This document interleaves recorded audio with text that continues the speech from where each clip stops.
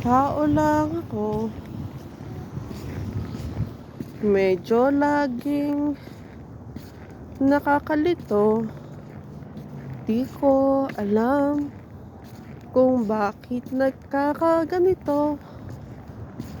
O Panginoon, ako'y intindihin niyo. Dahil ako'y isang taong makasalanan. Bigay naman ngayon aking hinihiling. Ang tagal ko nang hiniling, ngunit bakit ganito?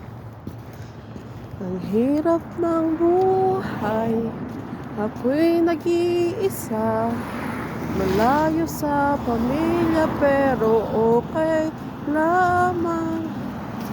Meron akong pinaglalaban para sa mga anak ko to. Pwede ba, Panginoon, bigyan niyo pa ako ng isang pagkakataon? Hindi ko ginusto to. Ako'y nahihirapan.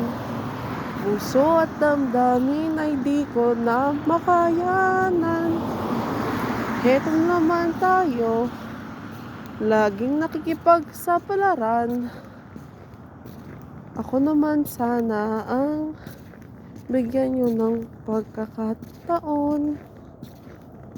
Bigyan niyo naman ako ng mga kaparaanan. Dahil hindi ko alam kung saan ako, kung saan tayo, o saan man ang ating patutunguhan.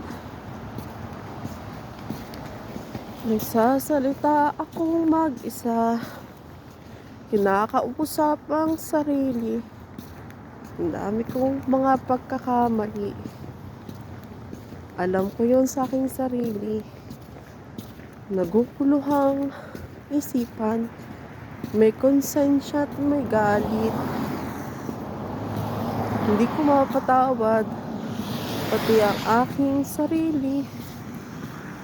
Kung isang araw hindi ko makayanan, pwede ba bigyan nyo ng mga maayos na buhay ang aking mga anak? Oy, pasensya na, aking pamilya, mami, daddy, kuya, ate, Teres, Maria. Hindi ako bagay dito sa mundong ito. Dahil ang hirap ay di ko na makayanan. Pero ayaw ko na kayo'y malulungkot. Dahil ako ay isang talunan. Hanggang ngayon nag-iisip ako, ano ko bang mga paraan para lumaban. Sana naman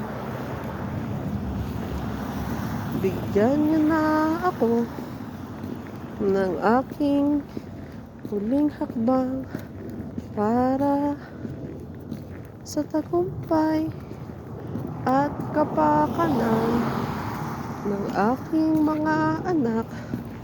Dahil itong kanilang ina ay sobrang nakikipagsapalaran. Siguro nga ako ang inyong soldier,